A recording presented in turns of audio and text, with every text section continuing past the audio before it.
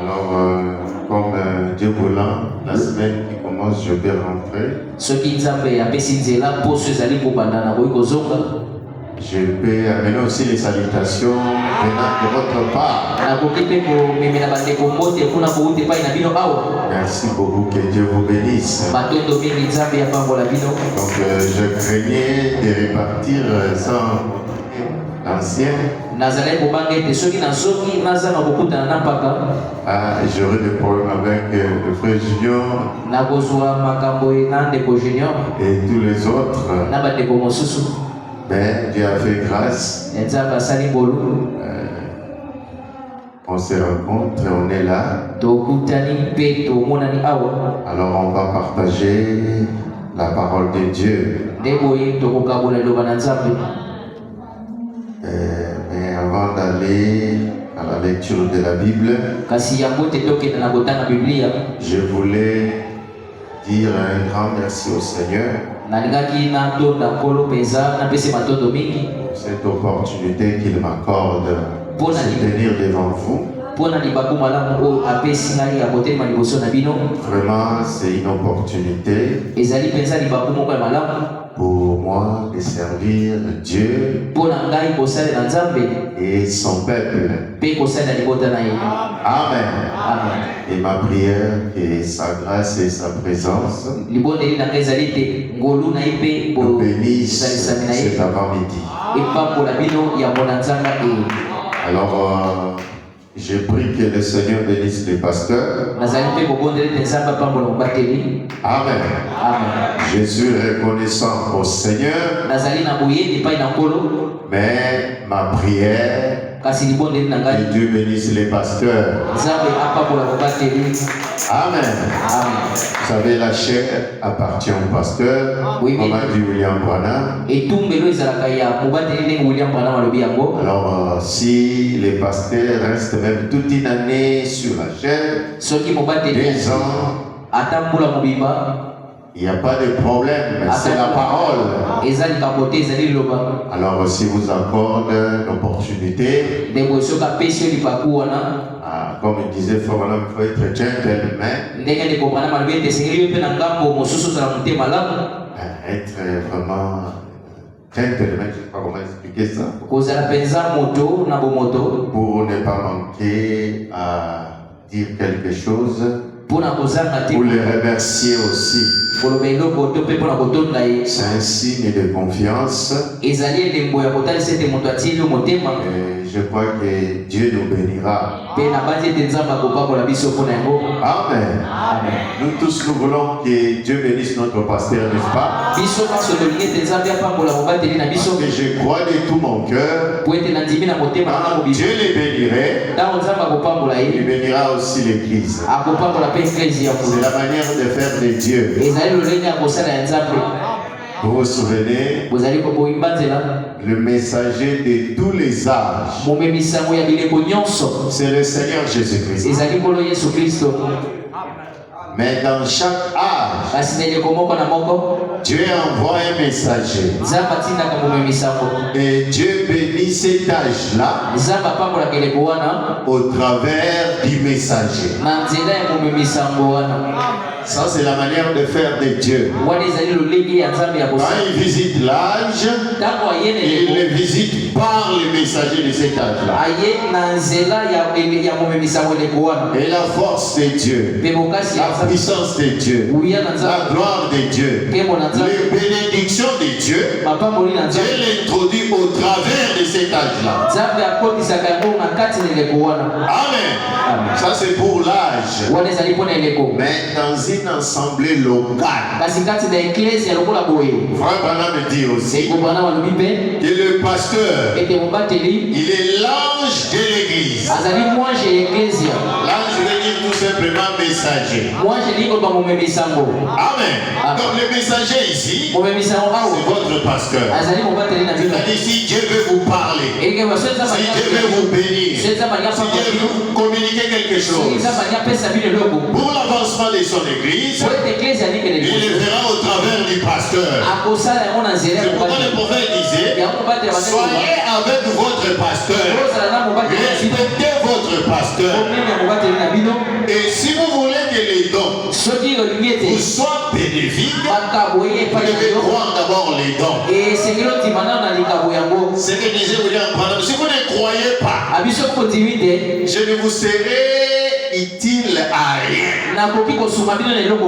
C'est la manière de faire de Dieu.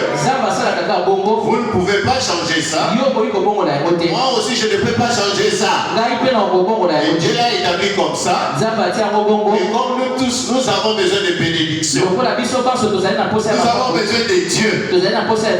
Amen. Et il faut respecter l'ordre de Dieu.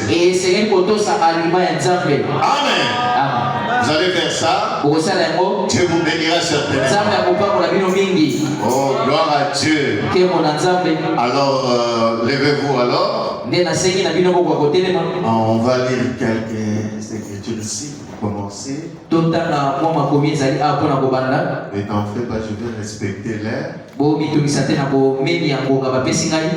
Nous travaillons avec l'air, donc on est vraiment discipliné au sujet de l'air. Si je ne finis pas, le pasteur finira. Donc nous lisons Proverbe 18. Le verset 20, nous arrêtons au 21. Ça c'est pour l'Ancien Testament. Cela nous allons lire dans Hébreux chapitre 3.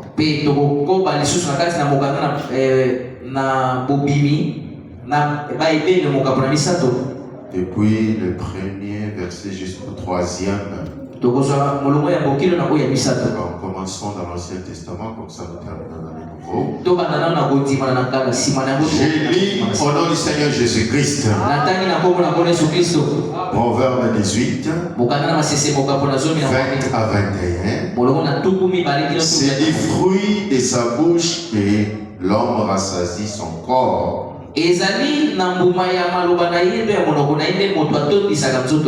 C'est du produit de ses lèvres qu'il se rassasie.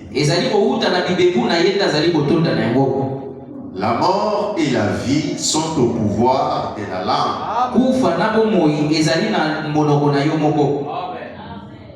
Quiconque l'aime en mangera les fruits.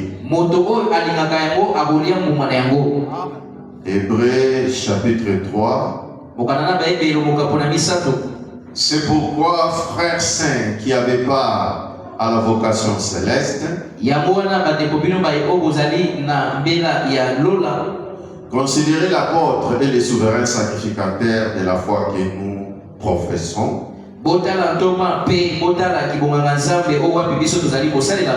Jésus qui a été fidèle à celui qui l'a établi,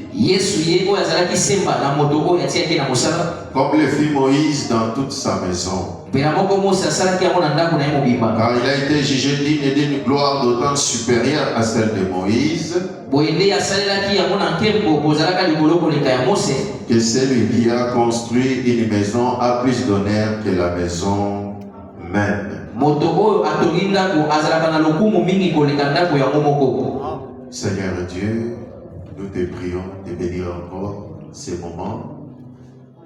Exauce, Seigneur Jésus-Christ, la prière que le frère a fait au début ici. Et bénis-nous, Seigneur, au nom de Jésus-Christ. Amen. Je vais vous asseoir. Alors, pour ce matin, on va partager un petit sujet. J'ai appelé cela la puissance de la confession. Je vais faire comme le prophète. Souvent, quand il vient, il met un sujet pour que, même si vous pouvez oublier certaines choses qui étaient dites, mais par le sujet lui-même, vous vous souvenez en fait de ce qu'il y avait. Amen. Et nous nous attendons au Saint-Esprit. Lui, il sait comment parler à ses enfants. Et une autre chose, mes frères, nous n'avons pas un message Non, je n'ai pas de message. Le message, c'est celui que Dieu a donné à William Branham. Et nous sommes seulement les répétiteurs. Amen.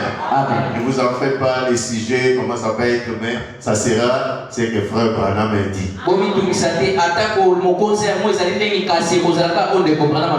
Amen. Et William Branham lui-même, en expliquant, en donnant la définition de ce mot confesser, parce que la Bible dit il est l'apôtre et le souverain sacrificateur, la foi que nous confessons.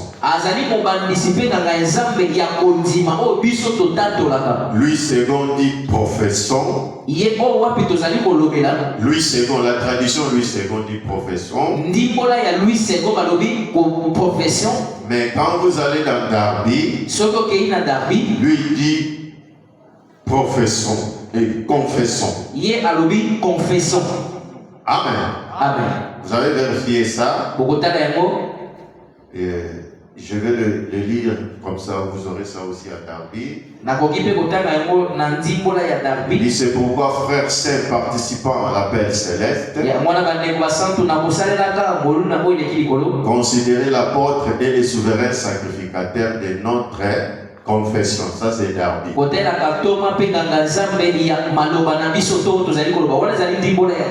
Amen. Donc confesser et professer, c'est la même chose. Et comme William Branham l'a dit dans le ministère expliqué, prêché le 11 juillet 50, au paragraphe 54, il dit ceci: eh bien, il a été blessé pour nos péchés, et par ses meurtrissures nous sommes guéris. Jésus, il dit Hébreux 3:1, c'est le souverain sacrificateur de notre confession. Or, tous les érudits parmi vous savent que le mot profession se traduit de la même manière que confession.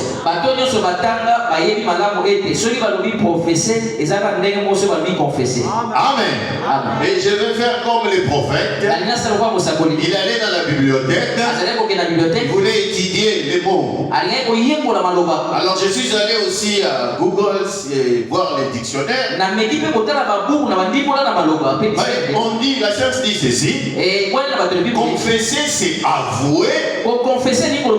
C'est déclarer. Ça c'est confesser. Mais professer, c'est avouer bibliquement. Il y a un autre mot qui va avec, c'est proférer. Et proférer veut dire prononcer, dire tout haut. Les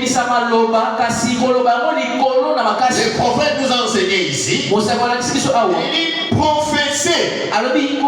C'est ça, confesser. C'est-à-dire confesser, ça veut dire avouer publiquement, ça veut dire déclarer, prononcer, dire la chose très haut. Pas tu le murmures, pas tu le mets dans ton cœur, mais tu le déclares. Tu prononces cela. Tu le dis tout haut. C'est ça confesser. Maintenant la Bible dit Jésus est le souverain sacrificateur de notre confession.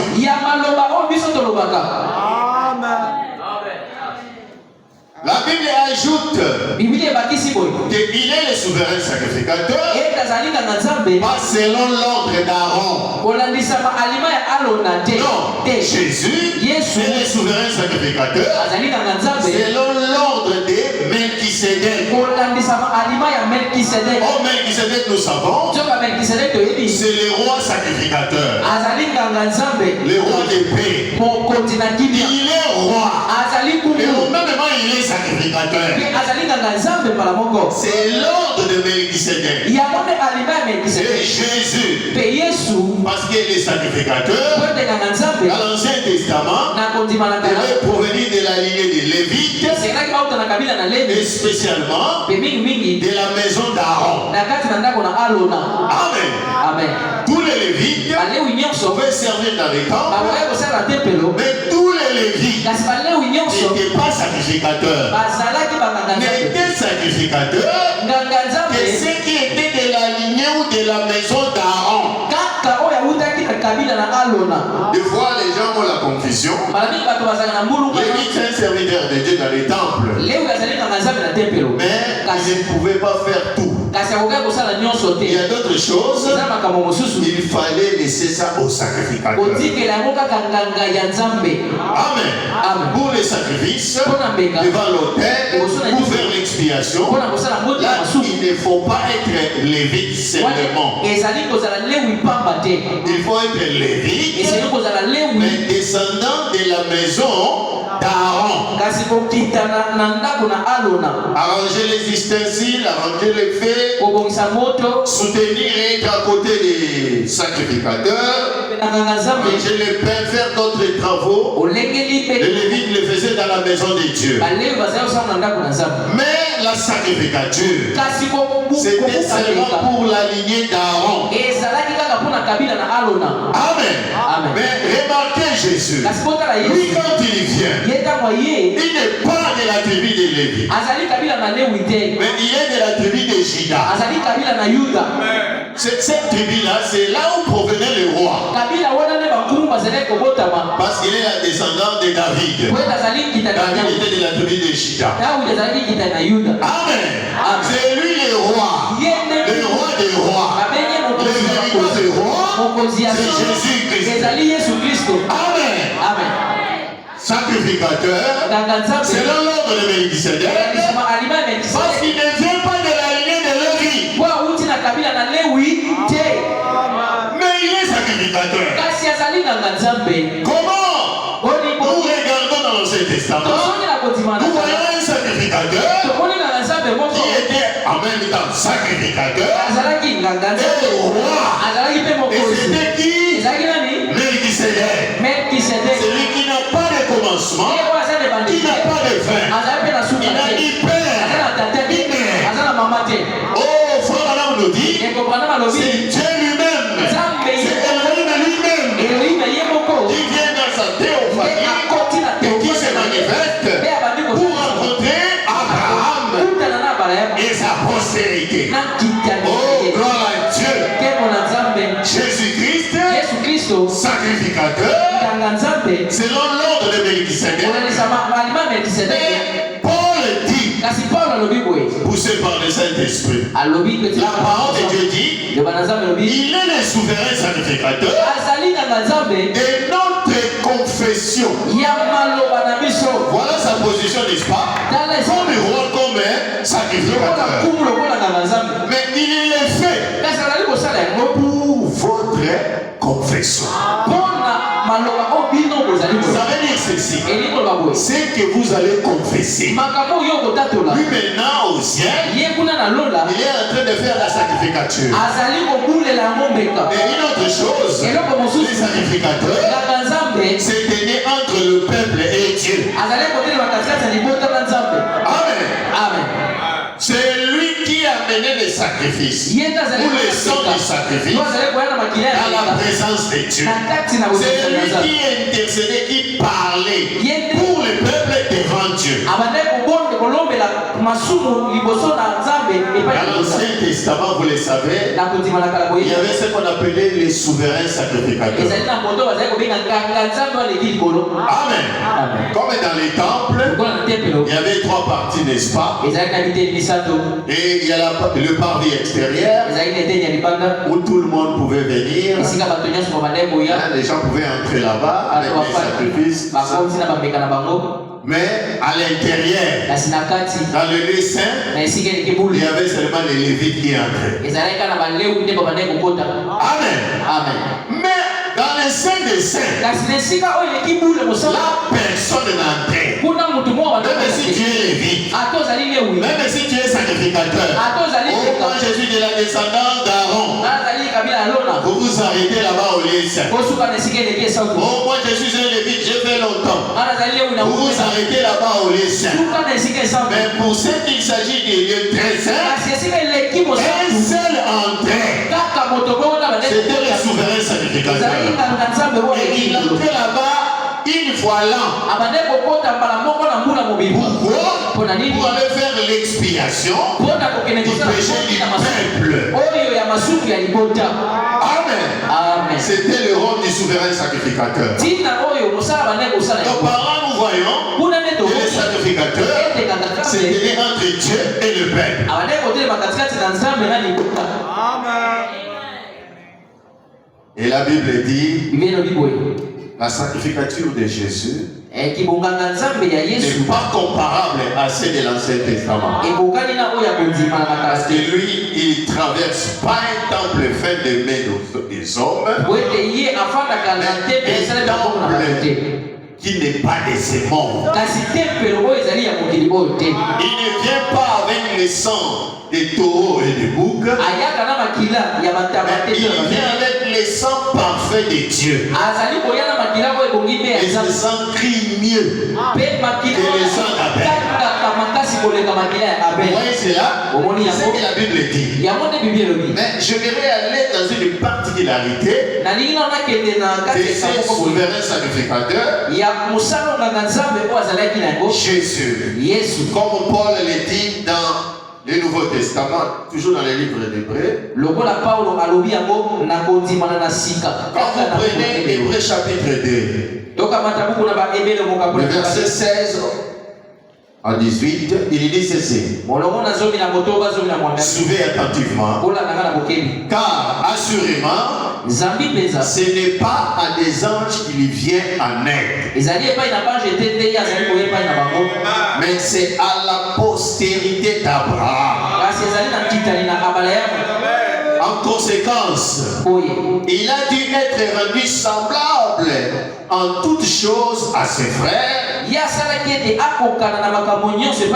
afin qu'il fît un souverain sacrificateur miséricordieux et fidèle dans les services de Dieu, pour faire l'expiation des péchés du peuple,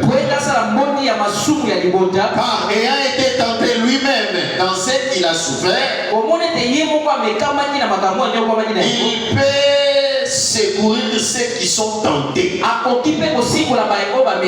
C'est ce genre de sacrificateur que nous avons en Jésus-Christ. Il est là pour aider. Sa sacrificature, c'est pour aider la postérité d'Abraham. Amen. Et Dieu l'a rendu semblable à nous. Il est devenu homme pour sentir ce que l'homme vit. Il connaît les faiblesses de l'homme. Il connaît les tentations. Toutes ces choses-là, la Bible dit les souverains sacrificateurs ici, il devait goûter cela pour bien nous aider. Oh, gloire à Dieu. C'est pourquoi j'aime Jésus. Dieu l'a laissé passer par des épreuves, sachant que nous aussi nous allons passer par là. Qu'est-ce que Dieu faisait? Il organise, il prépare un sacrificateur qui connaît, qui a vécu ce que nous allons vivre. Mais il ne le vit pas. Pas seulement pour sentir et plaisir. Mais la Bible dit, il va s'installer là maintenant. Entre Dieu et nous, faisant la sacrificature selon votre confession. Oh, l'amour de Dieu est très grand. Dans Hébreux chapitre 4, Je suis encore dans la Bible avant de lire le prophète.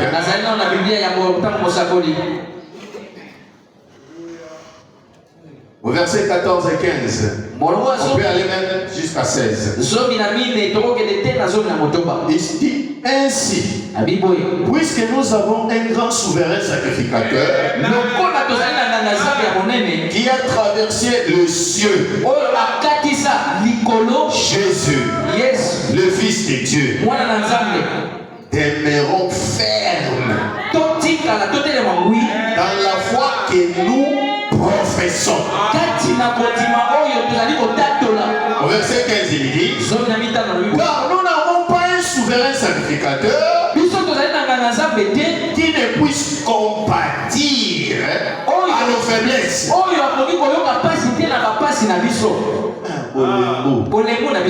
Nos faiblesses. Amen. Il dit au contraire, il a été tenté comme nous, à toutes choses, sans commettre des péchés. Oh, gloire à Dieu. Quelle assurance, notre sacrificateur. Oui, il n'a pas commis les péchés. Et quand il parlera, Dieu est obligé d'écouter. Il n'est pas comme celui de l'Ancien Testament qui venait pour le péché du peuple et pour ses propres péchés. Oh, mais celui-ci, il vient seulement avec le pardon du peuple. Lui-même, il n'a pas de péché. Gloire à Jésus. Il est digne de gloire. Lui, le Saint, il prend position pour nous qui n'étions pas saints. Oh, gloire à Dieu. Avec ceci, vous devez aimer Jésus. Nous avons un souverain sacrificateur qui compatir à nos faiblesses. Il a été tenté à toutes choses. Tu veux ça? Toutes choses. Au moins la fin, je n'arrive pas. Il a été tenté de cela. Mais il n'est pas tombé. Pourquoi? Il doit faire la sacrificature pour toi.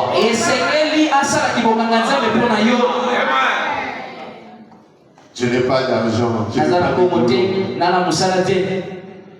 Il a été tenté sur toutes choses. C'est la Bible, n'est-ce pas? Mais il n'a pas commis les péchés. Au verset 16, il dit, approchons-nous donc avec assurance du trône de la grâce afin d'obtenir miséricorde et de trouver grâce pour être secouru dans nos besoins. La Bible nous appelle. Approchez-vous. Approchez-vous vers ce souverain sacrificateur pour être secouru dans vos besoins.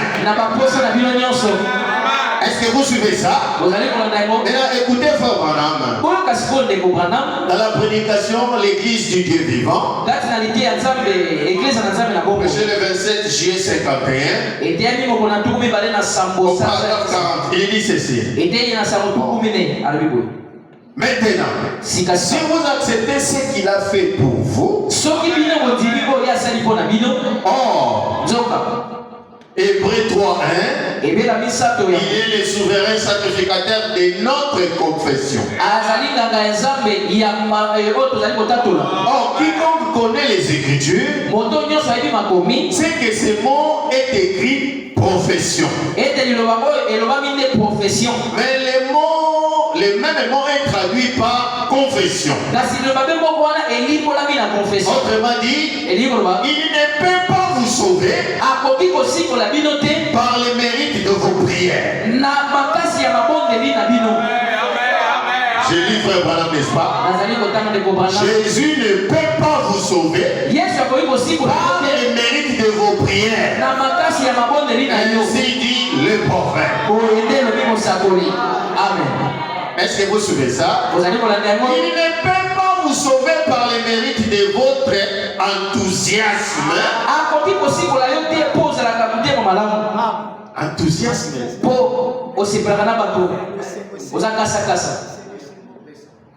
Ok. Avançons. Il ne vous sauve pas à cause de ça. Il dit ou de vos bonnes œuvres. Il vous sauve par les mérites de votre foi et de votre confession. Vous voyez comment Jésus nous sauve? Les choses. La foi en lui. Et ce que vous confessez. Si vous me confessez devant les hommes, je les confesserai aussi devant mon Père et les saints anges. Écoutez attentivement. Toute bénédiction rédemptrice inscrite dans la parole. Maintenant, inutile de discuter de la question de savoir si elle se trouve dans l'expiation. Si elle se trouve dans la parole, Dieu est souverain. Il doit accomplir sa parole. Dans les cieux et la terre passeront, mais les paroles ne passeront point. Amen. Il est le souverain sacrificateur et il nous sauve à cause de la foi et de notre confession. Et quand nous retournons même dans la Bible, depuis l'Ancien Testament, nous voyons qu'il y avait une puissance dans la confession. Même pour les pardons des péchés, j'ai lu dans la Bible, Moïse a dit, les pécheurs doivent venir avec l'agneau des sacrifices et il vient vers les sacrificateurs. Même pour l'expiation de la nation, ça se faisait comme cela. Maintenant, les sacrificateurs, les souverains sacrificateurs, ils mettaient la main sur l'animal des sacrifices. Il prononce maintenant des péchés. C'est professer, n'est-ce pas? C'est confesser, c'est proclamer. C'est dire tout haut. Pas dans les cœurs, tout haut. Il répète des péchés. Tout en mettant la main sur l'animal de sacrifice. Voyez comment le péché se transmet par la confession. On tient l'animal. Oh, moi là, j'avais volé. Oh, ces frères ici, avec la main sur l'agneau, il a péché devant toi, Dieu. Et les péchés allaient vers l'animal. On tuait l'animal. La colère de Dieu était apaisée. C'est toi qui as péché, mais c'est l'animal qui meurt. L'animal qui est innocent. Mais comment se fait-il que Dieu soit apaisé? C'est parce que les souverains sacrificateurs, les sacrificateurs, par la puissance de la confession, quand il a confessé tes péchés, cet animal-là, il y a un mystère qui se passe là. Les péchés quittent l'homme, ça va vers l'animal. Mais comme l'homme qui pêche, c'est celui-là qui mourra. Quand l'animal meurt, Dieu est satisfait. Parce qu'on a donné solution au péché. Est-ce que vous suivez ça? Même dans le Nouveau Testament, Paul continue, il dit, dans Romains chapitre 10, 10. Le verset 9 à 10. Il dit ceci. Si tu confesses de ta bouche le Seigneur Jésus, et si tu crois dans ton cœur que Dieu l'a ressuscité des morts, tu seras sauvé. Tu crois dans ton cœur et tu le confesses de ta bouche. Pourquoi? Avec ces deux choses, tu seras sauvé. Il dit car, verset 10, c'est en croyant du cœur qu'on parvient à la justice, et c'est en confessant de la bouche qu'on parvient au salut. Selon ce qui est écrit. Quiconque croit en lui ne sera point confus. Vous suivez ça? C'est tellement biblique. Et dans l'Ancien Testament et dans le Nouveau, que le salut était lié à ces deux choses-là. Amen. C'est pourquoi Frère Madame dit, pas à cause de tes œuvres, pas à cause de vos prières ou l'enthousiasme, mais par la foi et par votre confession. Comme Paul le dit. Et il ajoute ceci, les prophètes, dans la prédication, à ta parole, Seigneur. Prêché le 21 février 54. Je lis le paragraphe 32. Je suis belle. Or, il ne peut ni te guérir, pas seulement te sauver, mais il va plus loin. Il dit même pour votre guérison. Il ne peut pas te guérir, ni te sauver, ni faire quoi que ce soit pour toi, tant que tu ne l'acceptes pas. Il ne croit pas et ne le confesse pas. Ça va ensemble. Il faut d'abord croire que Dieu peut me guérir, croire que Dieu existe, qu'il est le rémunérateur et tout celui qui le cherche. Après avoir crié dans ton cœur, il faut maintenant faire la deuxième étape. Confesser pour ta guérison, pour ton salut, pour quoi que ce soit. Croyez, confessez. Il dit, tu dois les confesser. Il dit non pas que tu les ressentes, mais que tu les confesses. Il n'est pas le souverain sacrificateur de tes sentiments. Non. Pas tes sentiments. Il est le souverain sacrificateur et ta confession. C'est vrai. De ce que tu confesses. Pas les sentiments, mais ce que tu confesses. Même si dans le corps, tu sens autrement, mais lui, il est le souverain sacrificateur. Pas de ce que tu sens, pas de ce que tu vis, mais de ce que tu confesses. La bouche de Dieu aujourd'hui, la voix de Dieu aujourd'hui dit, ça dépend de ce que tu confesses. Écoutez, je termine la citation. Si on prie pour toi, ou si tu es assis dans ce bâtiment cet après-midi, cet avant-midi, le Saint-Esprit entrerait ici et tu sentirais sa présence bénie. Et tu attendrais sa parole proclamée, disant qu'il a tout guéri.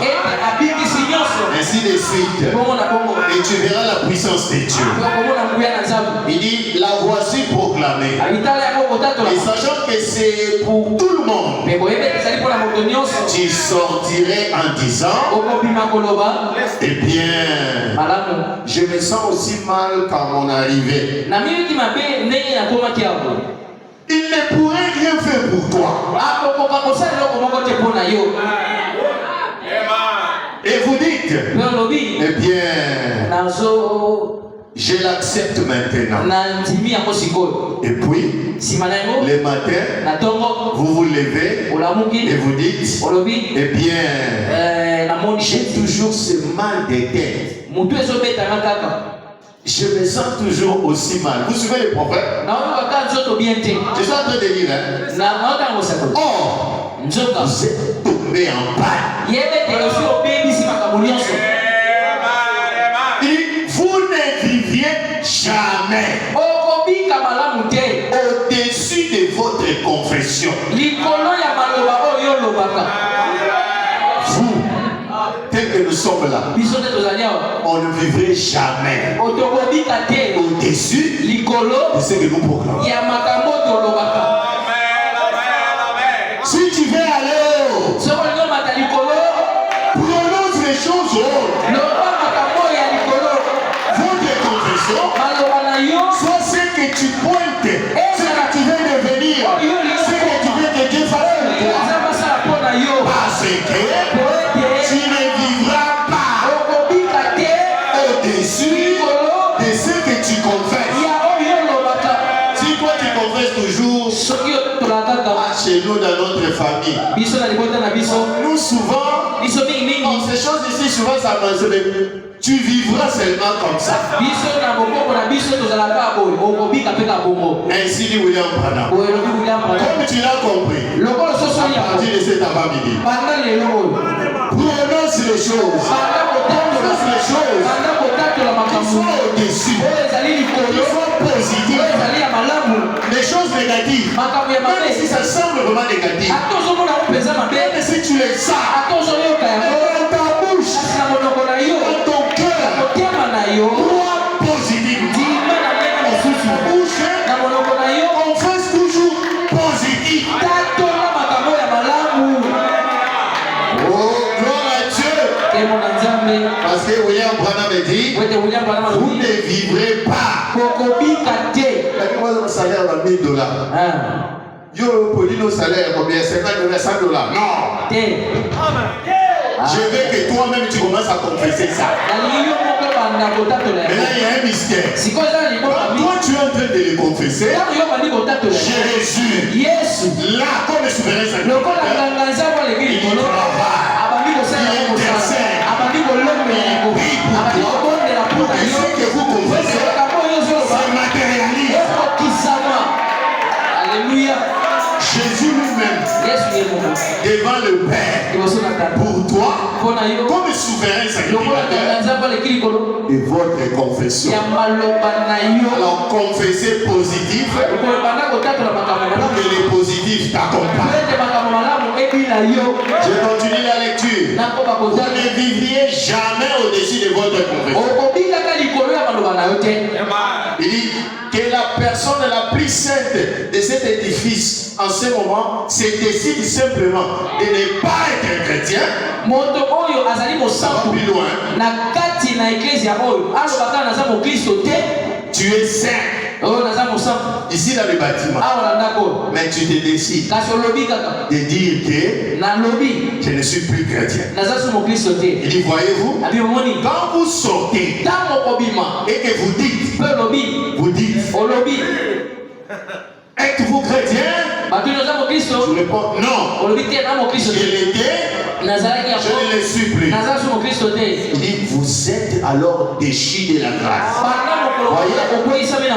Il dit, c'est la foi. Voyez? C'est soit la foi, soit l'incrédulité. Suivez maintenant. Il dit, vous êtes possédés. On n'est pas possédé seulement des mauvais esprits. On peut être possédé de Dieu. Il dit, vous êtes possédés par les deux pouvoirs.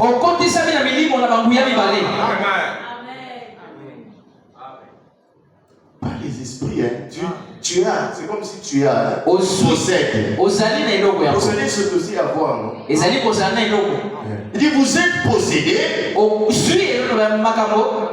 Tu as des pouvoirs. Il dit, la foi ou l'incrédulité. Il dit, si vous avez la foi, vous êtes sauvé parce que vous êtes croyant. Si vous n'avez pas la foi, vous êtes pécheur. Amen. Dans sur ta parole, Seigneur, je jeterai les filets. Le 7 décembre 54. Il va rendre cela un peu beaucoup plus clair. Hein? Il dit, car, souvenez-vous, j'avais dit que je n'ai pas le message, je vais lire beaucoup. Hein? Doit confirmer ça. Paragraphe 47 dit ceci. Car Dieu ne peut vous sauver que si vous témoignez. Il ne peut vous guérir que si vous témoignez. Il est assis à la droite du Père pour intercéder sur votre profession. Il dit, ce qui vous sauve, ce n'est pas la force avec laquelle vous criez. Il dit, la force avec laquelle vous frappez à l'autel. Quand tu viens ici, Seigneur, Seigneur, tu cries. Ce n'est pas ça qui te sauve. Mais Dieu aime que nous crions. Messager guerre, ce n'est pas ça qui te sauve. Dieu veut que nous venions à l'autel. On me dit, il veut que nous crions comme des enfants crient à leur mère. Mais le fait de crier là, ce n'est pas vraiment ça qui te sauve. Qu'est-ce qui nous sauve? Il est fait de frapper à l'autel. Il dit le nombre de bonnes œuvres que vous accomplissez, ce n'est pas ça. C'est votre foi. Si vous le confessez de vos lèvres et du fond du cœur, et de vos lèvres, si vous le confessez, il agit comme souverain sacrificateur, assis à la droite du Père, pour intercéder sur votre confession. Hébreux 3, verset 1. Il ajoute ceci. Il ne peut rien faire pour vous. Est-ce que vous suivez? Il ne peut rien faire. Quand on dit rien, c'est-à-dire rien. Il ne peut rien. Complètement rien faire pour vous. Tant que vous n'y croyez pas, et ne l'acceptez pas, et ne le confessez pas. Les gens d'aujourd'hui disent, eh bien, je me sentais mieux hier soir, mais aujourd'hui je me sens mal. Je ne peux presque plus le supporter. C'est exactement à ce moment-là que vous perdez votre confession et que vous vous effondrez. Qui que vous soyez, que vous soyez saint, pieux, que vous soyez pasteur, ecclésiastique, diacre, ou quoi que ce soit d'autre, ou que vous soyez chrétien depuis 50 ans, si vous quittez cet endroit demain, et que vous perdez la foi en votre foi chrétienne, et que vous commencez à dire aux gens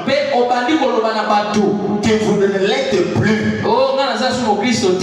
vous êtes un rétrograde. Vous êtes perdu. 48. Il dit, c'est la confession que tu peux être sauvé. Il dit, l'arme la plus puissante que Dieu ait mis entre les mains de l'homme et l'engagement et la confession. C'est-à-dire la foi que vous avez en Dieu, dans les promesses de Dieu, dans la parole de Dieu et la confession. C'est une arme puissante. Ainsi dit William Branham, que Dieu a mis entre nos mains. Il dit cela fonctionnera à chaque fois. À chaque fois, il faut simba. Quand tu as ces deux choses-là, ça va aller. À chaque fois. Pas des fois. Ça ne va pas. C'est que soit tu n'as pas cru suffisamment, ou soit tu n'as pas confessé. Alors la chose n'arrive pas. Mais si tu as ces deux choses-là, le prophète dit, ça fonctionnera à chaque fois. Est-ce que Dieu est un homme pour mentir? Il est ni un fils de l'homme pour mentir. Et ce que Dieu dit, c'est la vérité. Et quand vous appliquez cela, vous verrez la main de Dieu. Il dit, si vous y croyez, si vous l'acceptez sur ces bases, si vous y croyez et si vous y tenez, il dit continuez à confesser. Quand vous les confessez, il n'a pas terminé. Vous savez ce que beaucoup de gens considèrent comme des symptômes. Les symptômes, ce sont des signes dans le corps physique du malade. Par exemple, quand tu as la malaria, tu as un peu de maux de tête là. C'est ce qu'on appelle les symptômes. Mais la femme me dit, si vous savez ce que beaucoup de gens considèrent comme les symptômes, ils disent toujours, eh bien, je ne me sens pas mieux. Il dit, cela n'a rien à voir. C'est ce que vous croyez, pas ce que vous ressentez. Il dit, s'il y a bien un homme qui a eu un cas grave de symptômes, c'était Jonas. Il était rétrograde, le main lié dans le dos, sur une mer déchaînée, avalé par une baleine, dans le ventre de la baleine, au fond de la mer. Quelle situation! Il dit, tout homme sait qu'un poisson, lorsqu'il se nourrit, il traverse les eaux jusqu'à tout son chemin, il descend directement, il se repose dans le fond. C'était la situation de Jonas. Le main lié dans le ventre des gros poissons, au fond de la mer. Pas moyen de se sauver. Alors, Frère Madame me dit, c'est lui qui avait des symptômes vraiment graves. C'était Jonas. Donc il n'y a pas d'issue. S'il arrivait un peu à sortir du poisson, il a les mains liées, les pieds liés, il ne saura pas comment nager. Et il est au fond là-bas. Pas au-dessus quelque part, quelqu'un peut le remarquer. Cette situation était tellement déplorable, il n'y a pas d'issue. Et s'il y a quelqu'un qui était dans une situation où les symptômes étaient graves, c'était Jonas. Mais remarquez Jonas. Très étrange, on est Remarquez Jonas, là dans le ventre, il a prié, il a cru. Il a cru à quoi? À la prière que Salomon avait fait lors des dédicaces. Et il était croyant. Il savait que Dieu était avec Salomon. Avec Salomon, ils étaient dans l'âge d'or. Et Salomon, quand il a prié, il a dit quiconque sera dans les troubles ou une maladie ou une situation compliquée et il ne peut pas aller au temple. Mais de là où il est, dans les tourments, il peut seulement tourner le regard en direction du temple.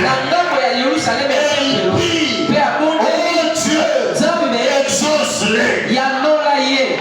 Jonas s'est souvenu de cette parole. Il a cru. Et quand il a prié, Frère Branham dit, le Dieu qui exauce les prières, le Dieu qui confirme les prophètes, le Dieu de Salomon, le Dieu de David, le Dieu d'Abraham est descendu. Il a pris les poissons, a amené jusqu'à comment on appelle ça?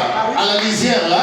Et les poissons vomit Jonas. Et le prophète dit, les gens de ce point la Ninive, ils adoraient les poissons. Ils vivaient à la lisière de la mer. Et vous voyez comment Dieu fait les choses. Dieu sait bien organiser les choses. S'il veut t'amener à croire, à te repentir, s'il va t'amener que tu reçois la bénédiction, Dieu sait bien organiser les choses. Et rien n'arrêtera Dieu. Il est le Dieu tout-puissant. Quel que soit le secteur, quelle que soit la situation, croyez le Dieu. Dieu est capable de sortir de cela.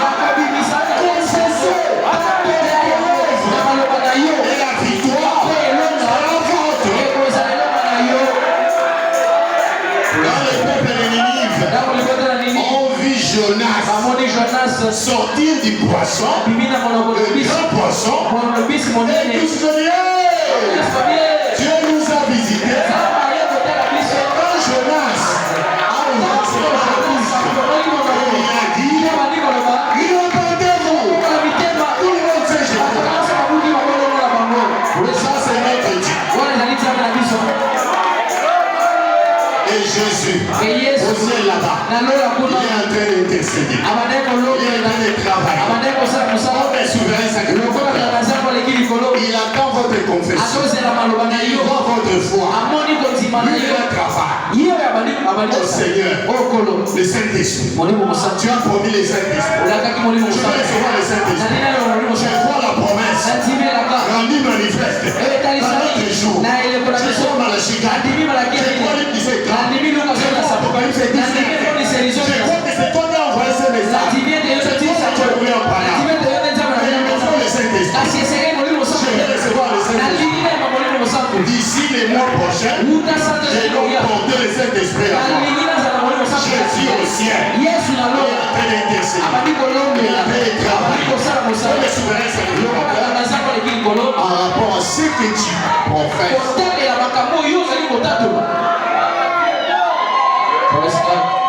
Oh, gloire à Jésus. Amen. Nous voyons déjà depuis la Bible, depuis l'Ancien Testament, il y avait des gens qui avaient compris ce mystère de la confession. Vous vous souvenez de Moïse, n'est-ce pas? Vous vous souvenez de lui? Tout le monde prend cette écriture. Même les politiciens et tout le monde l'exhibe. Alors que ces jours-là, Moïse et Israël étaient dans une situation terrible. Je me suis toujours dit, si on les met dans cette situation, nous n'aurons pas assez de fois de dire comme Moïse avait dit. Mais Moïse avait la révélation. Quand ils étaient traqués,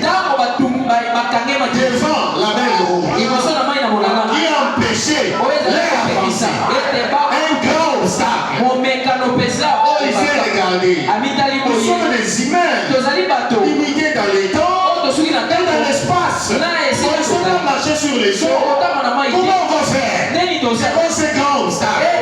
Quand il tourne le regard en arrière, l'armée égyptienne, l'armée la plus puissante, qui s'approchait pour les exterminer. Malgré cette situation, écoutez Moïse, il regarde devant, il regarde derrière les Égyptiens, mais il dit, écoutez, ce n'était pas que Dieu lui a dit, Moïse dit ceci. Non, mais la foi est dans son cœur. Il est Dieu tout puissant. Dieu qui a des possibilités illimitées à confesser, déclarer tout haut. Les Égyptiens que vous voyez, vous ne le verrez plus jamais. Dieu ne lui a pas dit ça. Alléluia. Ce n'était pas après qu'il voit la mer s'ouvrir. Non. La mer était là devant. Les Égyptiens de l'autre côté. Moïse a prononcé cette parole. Ces Égyptiens ici, il a confessé lui-même. Il a confessé la victoire. Avant que la chose arrive, les choses sont arrivées. C'est exactement la puissance de la confession. Si tu as un problème, si tu as une situation, il y a des obstacles, jamais arrivé. Mais aujourd'hui, je te dis que Jésus-Christ, le Seigneur des Seigneurs, le roi des rois, le souverain sacrificateur, c'est le roi de l'univers. Il est en train d'intercéder. Il est en train de travailler suivant votre confession. Vous voyez, il est capable de te sortir de là, professer, prononcer de votre bouche, déclarer cela, et vous sortirez de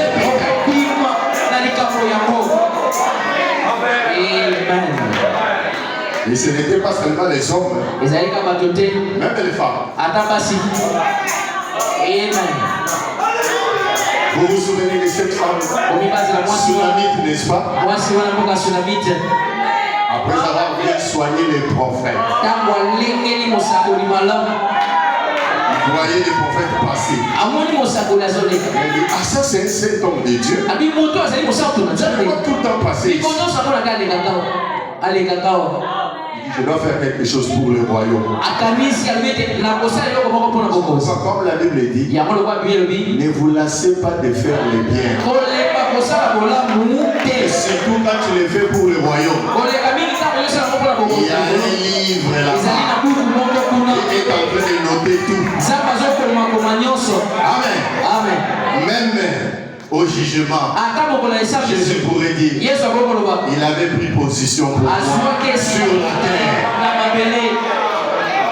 Cette femme-là, il voyait les prophètes passer. Je dois faire quelque chose. C'est le prophète de Dieu. Et le prophète de Dieu représente Dieu sur la terre. Soutenez ce message, c'est soutenir William Branham, c'est soutenir Dieu.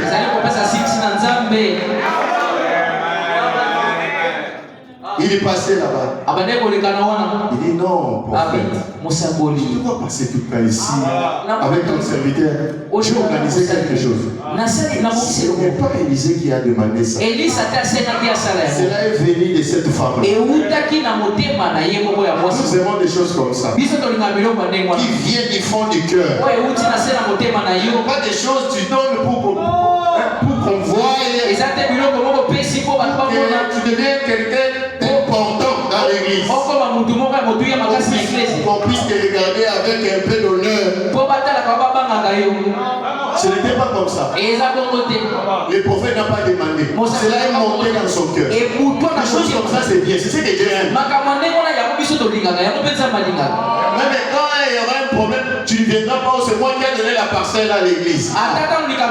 C'était une révélation dans ton cœur. C'est elle-même qui a fait. Elle a organisé une chambre haute là-bas. L'homme de Dieu. Quand tu passes, j'aimerais que tu viennes, tu te reposes sur moi. Il a mis une chaise et une table là-bas. Et il soignait bien, donnant à manger tout ce qu'il faut au prophète. Vous suivez, n'est-ce pas? C'est la Bible, non? Et un jour, le prophète de Dieu, il ne pouvait plus supporter. Les biens, ça crie, ça parle fort. La femme n'a rien demandé. Le prophète lui-même. Il a dit, cette femme ici, tout ce qu'il fait pour Dieu, vraiment, on doit faire quelque chose aussi pour elle. Tu fais quelque chose pour Dieu, pour le royaume. Et Dieu te laisse comme ça. Impossible. Pendant qu'elle était là, mais il y avait une conférence là-bas. Le prophète est en train de réfléchir. Qu'est-ce qu'on peut faire pour cette femme? Elle était là. Il n'était même pas là-bas. Et là, on pensait pour elle. Tu veux que Dieu pense pour toi? Agis comme cette femme-là. Sans un motif d'égoïsme. Mais de tout ton cœur pour l'avancement des lèvres de Dieu. Dieu se souviendra de toi. C'est la stricte vérité. Ça ne peut pas manquer. Il ne reste en dette de personne. Je vous dis la vérité. Je ne sais pas comment le dire. Et le prophète a dit, on doit faire quelque chose pour ça. Qu'est-ce qui se passe? Qu'est-ce qu'on peut lui donner? Il a un mari, il faut que l'homme dise son mari est général. Il avait posé cette serre-là. Il dit, ils ont tout. Ils ont les moyens. Mais j'ai remarqué, c'est la conférence pour cette sœur-là. J'ai remarqué, donc les yeux de Dieu entrent dans ta maison. Il commence à regarder. Qu'est-ce qu'il n'a pas? Avec ses ailes pour le royaume, cet amour pour la parole, ses soutiens pour le message. Qu'est-ce qu'on peut faire pour lui? Qu'est-ce qu'il manque dans sa vie, dans ses enfants, dans sa famille? Qu'est-ce qu'on peut faire? J'ai remarqué qu'il n'a pas d'enfant.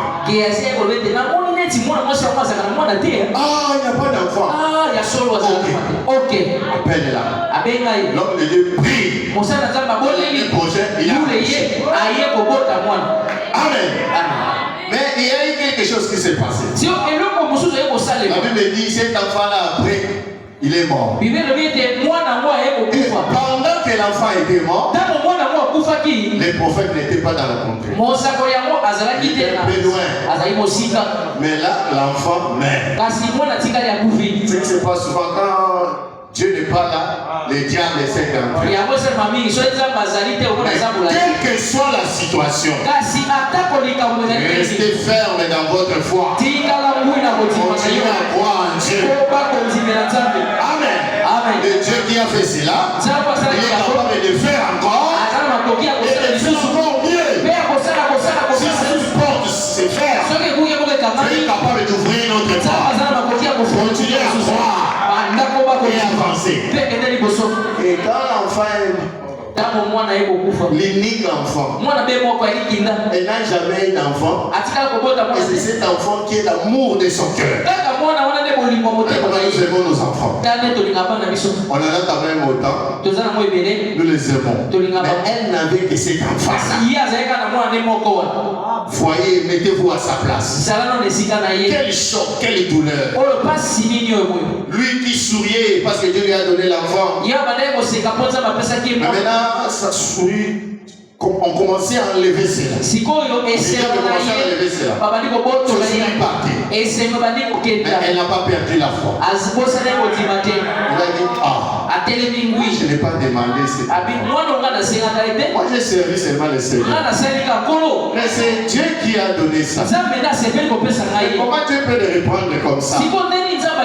Non, je n'accepte pas ça. Non. Comment je l'ai eu par le prophète. Le représente Dieu. Je vais chercher le prophète. Et la femme est allée. Il est où? Il est là-bas. Mais remarquez frère, pendant la route, alors qu'il allait à la rencontre du prophète,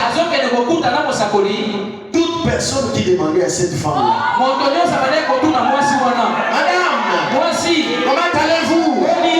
Il disait, tout va bien. Alors qu'il a laissé son enfant mort là-bas à la maison. Alléluia. Le pouvoir, la puissance et la confession. Bien que les symptômes étaient là, mais dans sa bouche, tout va bien. Et vous savez quoi? La chose est arrivée. C'est pas comme il a dit. Quand il a rencontré le prophète s'est mis sur l'enfant. Le prophète était busy. Busy là-bas dans ses affaires. Et quand cette femme-là est venue, le prophète était obligé. Maintenant, il a donné son bâton. Les choses ne sont pas allées. Il est allé lui-même. Le prophète laisse tout. Il va dans la maison de cette femme pour voir combien elle est représentée aux yeux de Dieu. Et quand le prophète allait là-bas, il ne pouvait pas associer la vie et la mort. Quand il est entré en personne, l'enfant était ressuscité.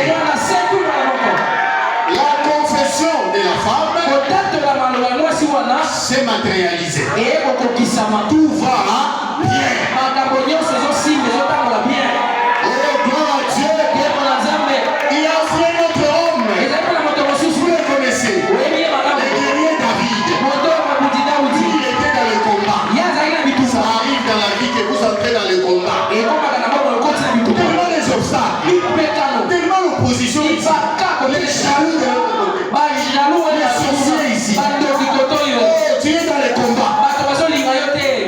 Pendant que tu es dans le combat, souvenez-vous de David. Quand il était devant Goliath, tout le monde avait peur. Les géants se cachaient dans les trous à l'approche de Goliath. Mais écoutez David, un homme de la foi. Il avait la foi dans son cœur. Et le Dieu d'Israël, il est le Dieu tout-puissant. Il ne peut arrêter ce Dieu-là. Quelle que soit la taille de Goliath, quelle que soit la taille du problème, quelle que soit la grandeur de l'obstacle, de l'opposition, David n'a pas regardé. Il a regardé à l'Éternel. Tu viens avec moi, avec Dieu, et la lance. Et moi je viens au nom de l'Éternel. Et David a dit, ce n'est pas Dieu qui lui a dit ça. Mais la foi à David lui a mené à professer, à confesser. Toi, aujourd'hui, j'ai coupé ta tête. Il me faut comme ça. C'est cet enfant ici. J'étais dans nos enfants. Mais qu'est-ce qu'Israël a fait? Mais il ne savait pas. Et ce petit enfant, il était petit. Il avait une grande foi.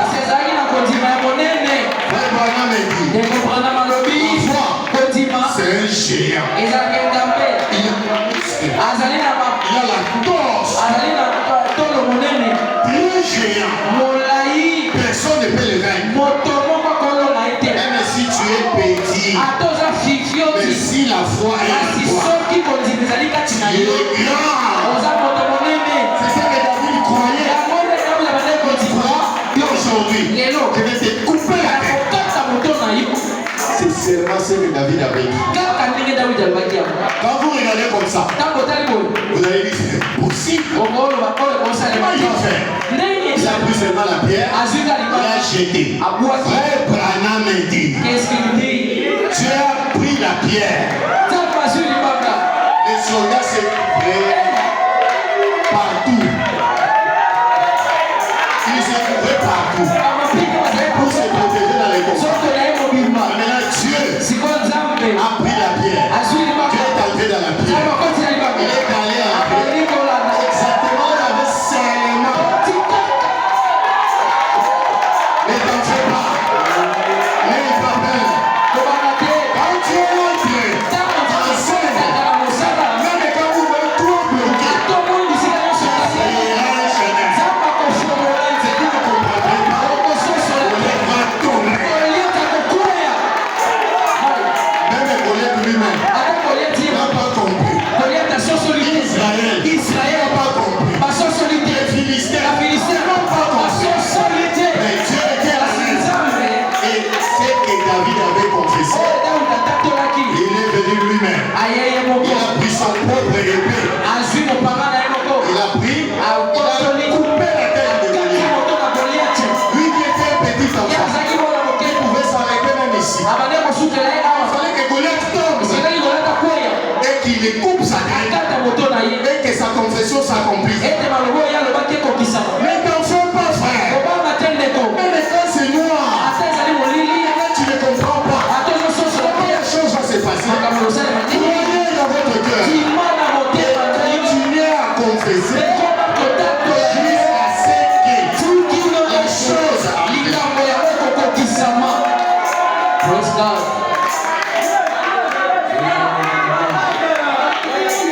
Oh, gloire à Jésus. Ah, pas seulement dans la Bible, mais dans notre génération. C'est William Branham. Vous vous souvenez de cet aveugle là, le noir aveugle. William Branham prie pour les malades. Les sourds et entendre. Les aveugles voir. Les bandits marcher. Il a dit certainement la puissance de Dieu est avec cet homme. Cet homme, c'est un envoyé de Dieu. Il a crié dans son cœur. Et si je vais là-bas, Dieu me dira pourquoi. Mais souvenez, on est venu dans la ligne de prière comme tout le monde. Et Frère Branham a prié pour lui. Il lui a dit, va, tu es guéri. Suivez attentivement. Et quand il est sorti, il ne continuait pas à voir. Et Frère Branham a dit, c'est là où nous faillissons. Quand la parole est prononcée, quand vous croyez à la parole, ou quand vous priez, vous demandez à Dieu. Le temps entre le temps où tu as prié et le temps de l'accomplissement, la période là au milieu, c'est là où la foi agit. Avant que la chose arrive, pendant ce temps-là, nous faillissons. On faiblisse dans la foi. Tu commences toi-même à confesser. Cette situation ici, je ne sais pas si ça finira quand. Et cet homme-là, il est parti avec. Il ne savait pas comment croire et comment confesser, comment maintenir sa guérison. Il ne savait pas. Il est allé. Ah, mais je ne vois pas. Les lendemains, je ne vois pas. Il est revenu encore dans la ligne de prière. Et quand le prophète les voit, il parle de discernement. Toi, j'ai déjà prié pour toi. Je t'avais dit tu es guéri, tu as accepté, tu as dit que non, oui tu crois que tu es guéri. Mais pourquoi tu es revenu encore? C'est parce que je ne vois pas. Je crois, mais je ne vois pas. Je pensais que je dois revenir cette fois-ci. Voilà, on n'a pas prié pour lui. Va, continue à croire et commencer à confesser que je suis guéri. Et cet homme-là, très obéissant à la voix du prophète. Même il ne comprenait pas. Mais il a obéi exactement ce que William Branham lui a dit. C'est un message, n'est-ce pas? Et il est parti. Les gens les regardent comme ça. Oh, toi, comment non? Gloire à Dieu, je suis guéri. Je peux voir. Mais toi tu es aveugle, est-ce que tu vois? Ne t'en fais pas. Gloire à Dieu. Je suis guéri. Je peux voir. Les gens sont venus. Les chrétiens. Même les gens qui croient. Toi aussi. Tu commences à jeter préjudice. Ce n'est pas bien. Tu es guéri alors que tu ne vois pas. On va rabattre sa foi. Oh, il y a une citation comme ça. On va dire restez avec ceux qui croient. Entoure-toi de ceux qui croient. Viens avec des choses qui peuvent affaiblir ta foi. Éloigne-toi de cet homme-là. L'homme a crié. Il a continué à avancer. Un jour, il était dans les salons, vous le savez. Pendant qu'on le coiffait, il dit que tu es guéri. On se moquait même de lui. Mais tu ne vois pas toujours. Tu es toujours guéri? Il dit oui. Dieu m'a guéri. Et quand il a dit gloire à Dieu, Dieu m'a guéri. Sur les champs ce jour-là. Pas les jours où on a prié pour lui. Mais ces jours-là, quand il a commencé maintenant à confesser ça, ces jours-là, paf, les yeux se sont ouverts. Et quand il a dit gloire à Dieu cette fois-là, c'était vraiment gloire à Dieu. Je peux voir. Et il est sorti de la chaise. Et il est sorti. Tout le monde pouvait voir qu'il pouvait voir. Ça, c'est la puissance de la confession. Même si aujourd'hui tu ne le vois pas, continue à croire. Et dans ta bouche, soit toujours positif. Jéhovah Jireh. Jéhovah Jireh le 9 décembre 56. Il venait. Et le soir, donc 19. Et maintenant, nous les voyons assis à la droite de Dieu, intercédant sur la base de notre profession. Où le même mot est traduit par confession. Et peu importe combien vous priez, combien vous pleurez, ou vous agonisez, combien vous faites, cela ne sera jamais accepté. Dieu ne peut rien faire pour vous. Et vous ne l'acceptez pas. N'y croyez pas. Et ne le confessez pas d'abord. Voyez-vous, la seule façon pour vous d'agir maintenant, c'est que vous agissez en premier. Car il est le souverain sacrificateur, intercédant sur la base de votre confession en son œuvre achevée. Et je ne crois pas que quiconque puisse trouver à l'aider à cela. Voyez? Il dit, c'est le fondement de la guérison divine. C'est ça le fondement de la guérison divine. Croyez et vous confessez. Acceptez les noms de Dieu. La prédication du 19 février 53. Je suis à la fin. Il dit ceci.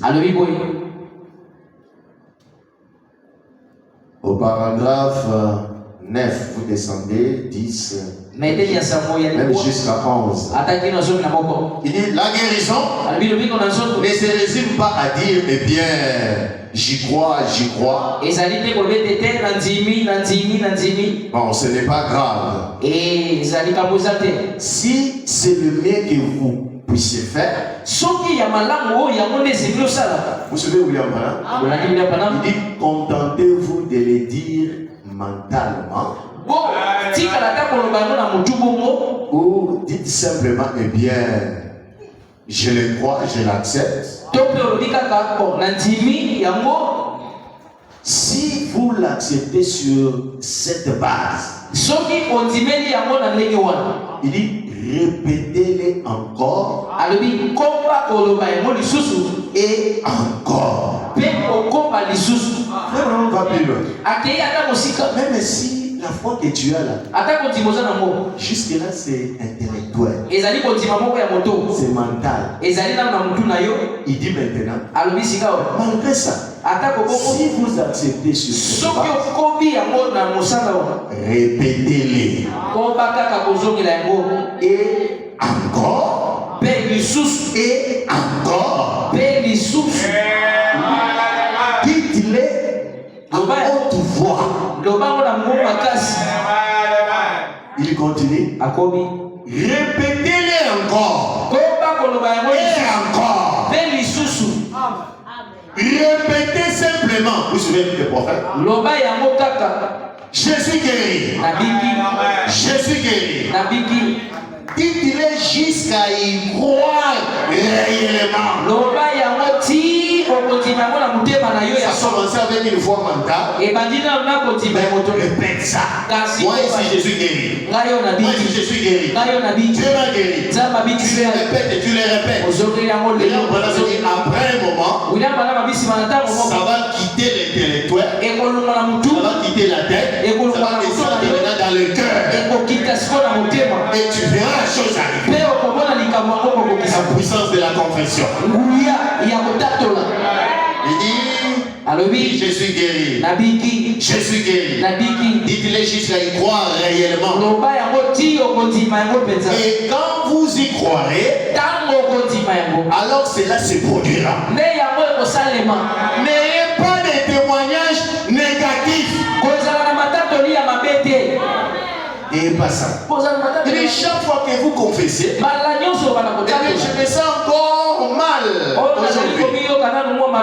Je suppose que vous retombez directement dans la même ornière. Amen. Il va plus loin.